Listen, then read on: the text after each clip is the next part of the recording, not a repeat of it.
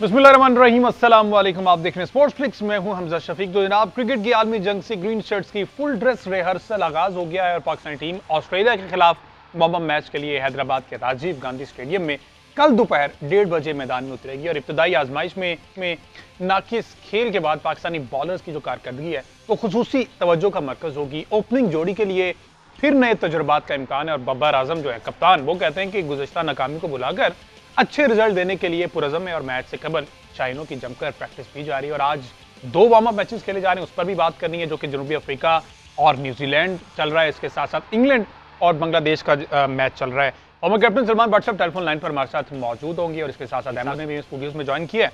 भट्ट साहब से आगाज करते हैं। भट्ट साहब, कोई अच्छा तजुर्बा नहीं रहा हमारा इंडिया में पहला वार्म अप मैच। जिस तरह से एक score 346 run more than enough लग रहे थे स्कोर बोर्ड पर, लेकिन पाकिस्तानी बॉलिंग लाइनअप ने कोई मायूस कुन कारकर्दगी दिखाई। किस तरह से देख रहे हैं आप पहले मैच को? देखिए, पाकिस्तान ने मैच को जिस तरह से यूटिलाइज करना चाहिए था ना, वैसा नहीं किया। देखिए, हमारे 2 बेहतरीन बैट्समैन हैं, बाबर आजम और रिजवान, और वो पाकिस्तान के नहीं दुनिया के टॉप बैटर्स में आते हैं और वो उनकी फॉर्म अच्छी है। लास्ट एशिया कप के मैच में भी रिजवान ने 80+ रन की इनिंग खेली, बड़ी शानदार।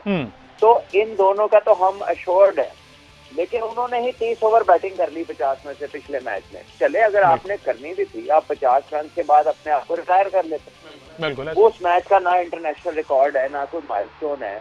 तो आप इस मैच को इस्तेमाल करते हो उन खिलाड़ियों के लिए जिनकी फॉर्म के मसाइल थे। शादाब को बॉलिंग नहीं करवाई, फखर जमान को बैटिंग नहीं थी, जिन्होंने वर्ल्ड कप खेलना है इनके साथ। बिल्कुल ऐसे। और वो वाइस कप्तान भी है, दूसरा ओपनर है। तो अपने, और फिर जो आपके फास्ट बॉलर थे, आपने उनको बॉलिंग, चले हारिस राउफ तो इंजर्ड है, आप तो उनको 4 ओवर कराए, वो समझ आता है। लेकिन आप वसीम जूनियर को कब पूरे ओवर कराएंगे? मुझे तो याद ही नहीं है उसने कभी 10 ओवर किए हों। एग्जैक्टली। बट साहब, फखर जमान से जी फखर जमान से बट साहब अगर बात की जाए, मुसलसल इस पर ना कप्तान का एतमाद है और वो कह रहे हैं कि हमारा जो की प्लेयर है फखर जमान ही है। लेकिन अब जब थोड़ा सा आजमाने का टाइम था इंडियन पिचेस पर, तब उन्हें बिठा दिया गया और अब्दुल्ला शफीक को मौका दे दिया गया। और इन्हें जो मौका दिया गया है, लग यही रहा है कि आगे पूरा वर्ल्ड कप दोबारा मौका नहीं दिया जाएगा। तो फिर फखर जमान को बैकएंड पर रखना, अब्दुल्ला से वार्म अप मैच में ट्राई करवाना, हालांकि हमें ओपनिंग जोड़ी के बड़े कंसर्न हैं। पूरा एशिया कप हमने देखा कि ओपनिंग हमारी उस तरह से नहीं चल पाई, उसके बावजूद हमने फखर को रेस्ट दे दिया, वार्म अप में ही रेस्ट दे दिया। हमजा, देखिए, कोई क्रिकेटिंग लॉजिक तो नहीं है इनको रेस्ट देने वाली। और दूसरी जो है, वो मैं कहना नहीं चाहता कि वो अच्छा नहीं लगता, लेकिन ये है कि बाबर को भी खेलना चाहिए, सॉरी इसको फखर जमान। चले, मैं कह देता हूँ सिर्फ एग्री कीजिएगा, क्या फेस सेविंग करवाई गई है फखर की? देखिए, ये सबको पता है। आप उसको, आप शादाब को ओवर नहीं करा रहे, इसका क्या मतलब है? आप क्यों नहीं करा रहे? उसको उसामा के साथ कराएं, पता चले दोनों में से बॉलिंग कौन अच्छी कर रहा है। एग्जैक्टली। उसामा ने तो पहले 3 ओवर में उसे रन हुए, लेकिन उसके बाद उसे अच्छा कमबैक किया। 63 रन पे उसकी मेरे ख्याल 2 विकेटें भी थी, 63 या 68, 69 जितना भी उसे हुआ। तो इंडिया में इतना होना है लेग स्पिनर को, वहां पर हाई स्कोरिंग मैचेस हैं, बॉलिंग करवानी पड़ेगी। और इम्पोर्टेंट चीज ये है कि आप 2 से 3 विकेटें लें बीच में आके। तो अगर आप उन्हें बॉलिंग नहीं करवाएंगे तो नेट की प्रैक्टिसों और प्रेस कॉन्फ्रेंस में परफॉर्मेंस नहीं होती। तो ये पता नहीं क्यों इन्होंने इस्तेमाल नहीं किया, बिल्कुल उन्हें इस्तेमाल करना चाहिए था। और खुद इतना लंबा खेल गए, पता नहीं इनका। इसी पर ही मैं बात करना चाह रहा हूँ कि ना तो इंटरनेशनल स्कोर्स ये इसका होना है। मोहम्मद रिजवान ने जो सेंचुरी स्कोर की, ठीक है, आपने जमकर प्रैक्टिस की है, बल्ला खोला है, पता चला है। बाबर आजम जो है, उन पर यह तनकीद की जा रही थी स्पिनर को नहीं खेल पा रहे, लेकिन उन्होंने स्पिनर को खेला, ठीक है। 80 रन बनाकर फिर आउट ही हुए तो जान छोटी है। हमने देखा कीवीज टीम जैसे 50+ कर रहे थे, उनके प्लेयर्स वापस पवेलियन जा रहे थे और अगले को मौका दे रहे थे। वार्म अप का मकसद ही होता है। हमजा, न्यूजीलैंड तो आज भी 50 करके एक प्लेयर उनका डिक्लेयर हुआ है, विलियमसन आज 35 करके डिक्लेयर हो गया है। तो सारी टीमें यूटिलाइज कर रही हैं अपने कॉम्बिनेशन को, अपने बाहर बैठे। आप देखें, पाकिस्तान के खिलाफ न्यूजीलैंड के लिए किसने ओपन की? लेफ्ट आर्म स्पिनर जो काउंटी में ओपन करता है, रविंद्रा, उसने ओपन की, उसने 97 कर दिया 60 कुछ बॉलों में। तो उन्होंने अपना हर एक वर्ल्ड कप में ना वो एक सरप्राइज पैकेज लाते हैं, और मुझे लगता है इस दफा वो रविंद्रा को लेकर आए। हमारी टीम का मसला ये है कि हम सरप्राइज तो छोड़े, अपने आउट ऑफ फॉर्म प्लेयरों को भी नहीं हम चांस दे रहे। बिल्कुल इसी तरह। अच्छा बट साहब, शादाब ने जो है वो बॉलिंग तो नहीं की, लेकिन जाते हैं उन्होंने कल एक प्रेस कॉन्फ्रेंस कर दिया है और उसमें उन्होंने ये कहा है कि क्रिकेट जो है वो आजकल फिजिकल से ज़्यादा एक मेंटली जो है वो बर्डन वाली गेम है। तो हमारी टीम मेंटली क्या प्रिपेयर है 300-350 रन चेज करने के लिए?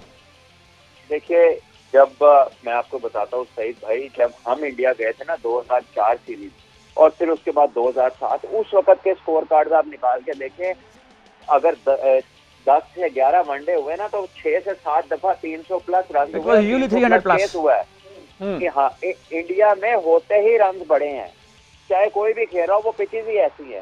तो आपको तैयार रहना पड़ेगा। आपको फील्डिंग में अगर आपको 330-40 स्कोर कोई टीम करती है 350, इसका हरगिज मतलब ये नहीं है कि आप हार गए। तो बिल्कुल हमारे जैसी कंडीशन है, वहाँ पे रन नहीं रुकते और ग्राउंड में बॉल बहुत तेज ट्रेवल करता है, आउटफील्ड बड़ी तेज है, तो वहाँ पर जी। बट साहब, साउथ शकील पर मैं बात करना चाहता हूँ। अब समझा जाए जिस तरह से उन्होंने परफॉर्म किया, इन पर भी बड़ी बातें हुई इनकी सिलेक्शन पर, लेकिन साउथ शकील ने जिस तरह से वार्म अप में परफॉर्म किया, डिलीवर किया, हमने देखा 53 बॉल्स पर 75 रन और एक बड़ी अटैकिंग क्रिकेट खेली है। तो मिडिल ऑर्डर में ऑल्दो इस तरह की चीजें रिक्वायर्ड थी पाकिस्तान टीम को, तो आप समझते हैं कि वर्ल्ड कप पूरा साउथ शकील मिडिल ऑर्डर में खेलेंगे? देखिए, आपको प्रॉपर बैट्समैन चाहिए ना, तो आपको साउथ शकील को ही खिलाना चाहिए। और एक तो आपका कोई लेफ्ट हैंडर नहीं है मिडिल में।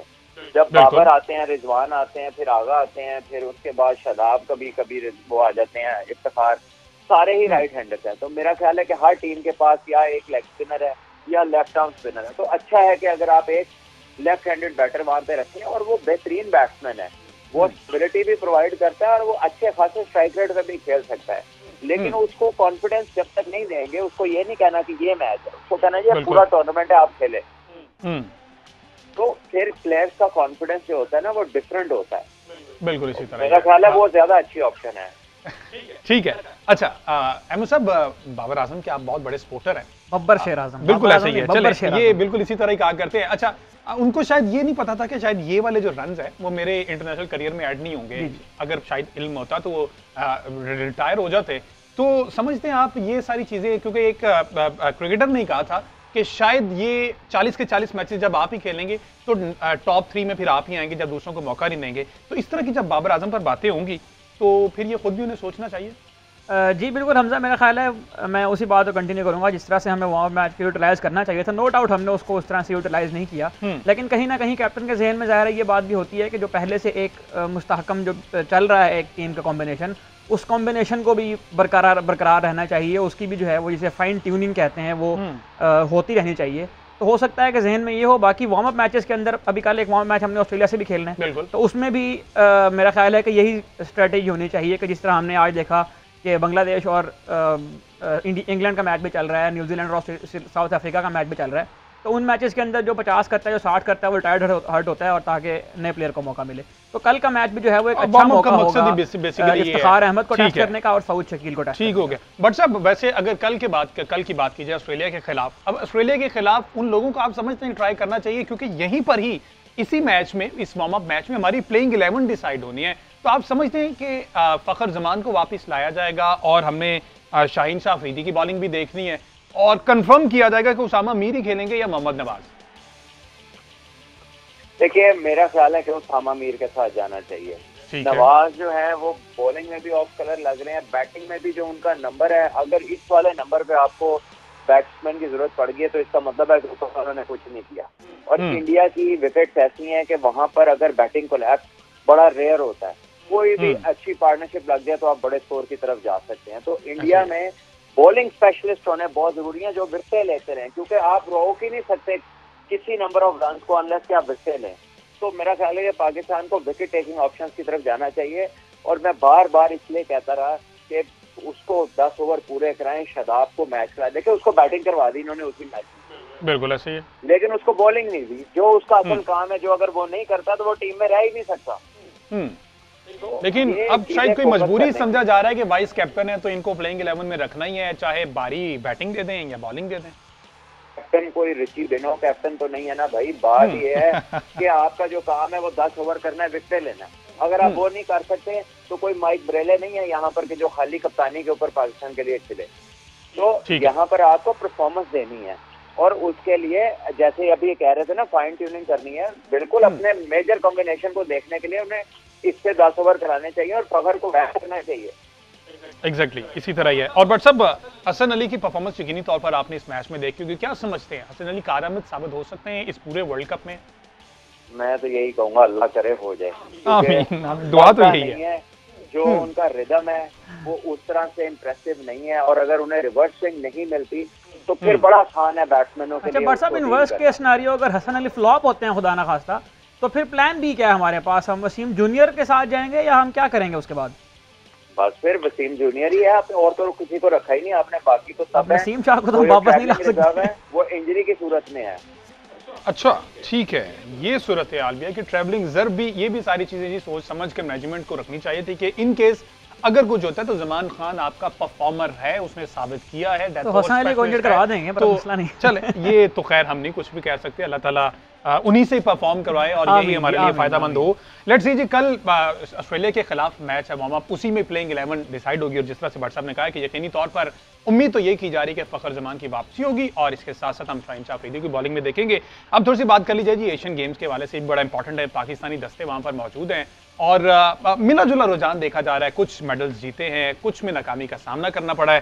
तो हांगझो में जो जारी है उसमें हाई जंप में जी शरोज खान ने फाइनल के लिए क्वालिफाई कर लिया है। दीगर जो सारी तरह और हमने देखना है कि कल पाकिस्तान का मैच भी है, पाकिस्तान क्रिकेट टीम का मैच भी है, और अनफॉर्चुनेटली जो हमारा कौमी खेल है, अभी इस वक्त पाकिस्तान का मैच हॉकी का भी चल रहा है, लेकिन कल जो है परसों मेरा ख्याल अहमद साहब जो पाकिस्तान की टीम को इंडिया से जो हमने शिकस्त हुई है, इस बारे में बताएं जी मजीद। अब पाकिस्तान मेडल्स के हवाले से कहाँ पे खड़ा है? जी हमजा, इस वक्त चीन के सूबे यीजियांग के दारुल हुकूमत हैंगझू में एशियन गेम्स का 19वां एडिशन जो है वो जारी है। और लास्ट टाइम जब यहाँ बैठे तो हम मुंतज़िर थे कि पाकिस्तान का झंडा हमें कब नजर आएगा मेडल टेबल के अंदर।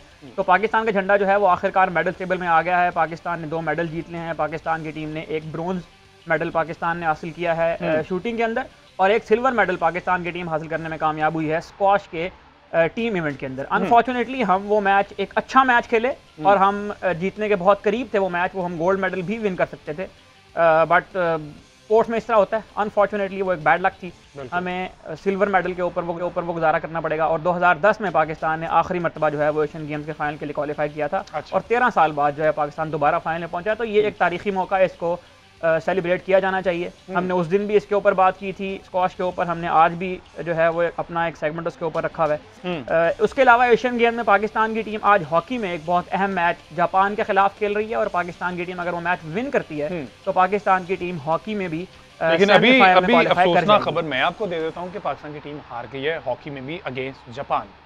तो अनफॉर्चुनेट एक ये है, हमने देखा कि कौमी खेल जो है हमारा किस तरह से जवाल की जानिब से, और मेरा ख्याल फाइनल की दौड़ से भी अब बाहर हो गई है हॉकी की आपने टीम। मेरा भी जो है मेडल की जो उसमें जोश जज्बा था वो थोड़ा सा लो हो गया इस खबर को सुनने के साथ।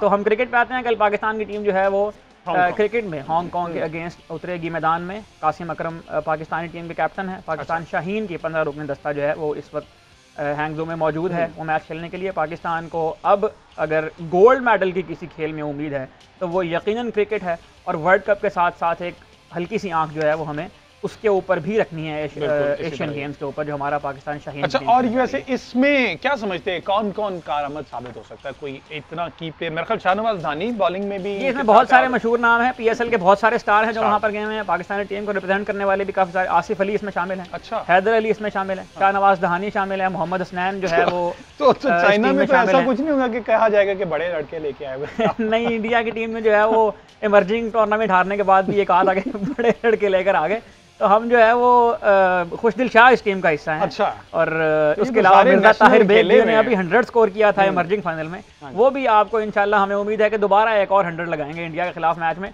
तो ये कुछ बड़े नाम हैं जो पाकिस्तान की इस टीम का हिस्सा हैं, और हम उम्मीद कर रहे हैं कि ये टीम इंशाल्लाह गोल्ड मेडल इंडिया के पास एटलीस्ट दोबारा से ये वाला एक फैक्टर होगा कि वो ये कह सकें कि जनाब वो बड़े लड़के लेके आए। जी हम इंशाल्लाह आईसीसी क्रिकेट वर्ल्ड कप में भी इंडिया को फेस सेविंग का मौका जरूर देंगे जब हम अहमदाबाद में उनको शिकस्त देंगे, और यकीनी तौर पर इस पर खुशी होगी। इस तरह के मौके हम उन्हें देते रहेंगे। और अब जो है हॉकी में बाहर हो गया टीम, ये जो शरोज खान है हाई जंप में, ये फाइनल तक रसाई है, इनका बैकग्राउंड क्या है? क्या देख रहे हैं कि फाइनल तक पहुंच गए हैं, आगे इनके लिए कितना मुश्किल? जी बहुत फाइन मार्जिन से आज इन्होंने हाई जंप में क्वालिफाई कर लिया फाइनल में। और जिस तरह पाकिस्तान में अनफॉर्चुनेटली सूरत हाल है एथलेटिक्स की और स्पोर्ट्स की, उस पर मुझे कोई लेक्चर देने की, कुछ कहने की ज़रूरत नहीं है। हमारे यहाँ जो है वो इन एथलीट्स के ऊपर को बहुत ज़्यादा खर्च भी नहीं किया जाता, बहुत ज़्यादा इनको कवरेज भी नहीं मिलती।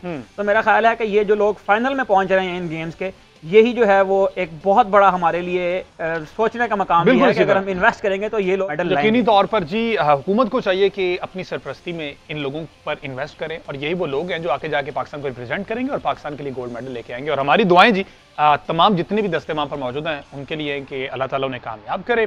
कल जो जी ऑस्ट्रेलिया के साथ वार्म अप मैच है उसमें हमने देखना है कि किस तरह से पाकिस्तान नेशनल टीम जो है क्रिकेट वर्ल्ड कप का आगाज करती है वार्म अप मैच के बाद। आज के शो से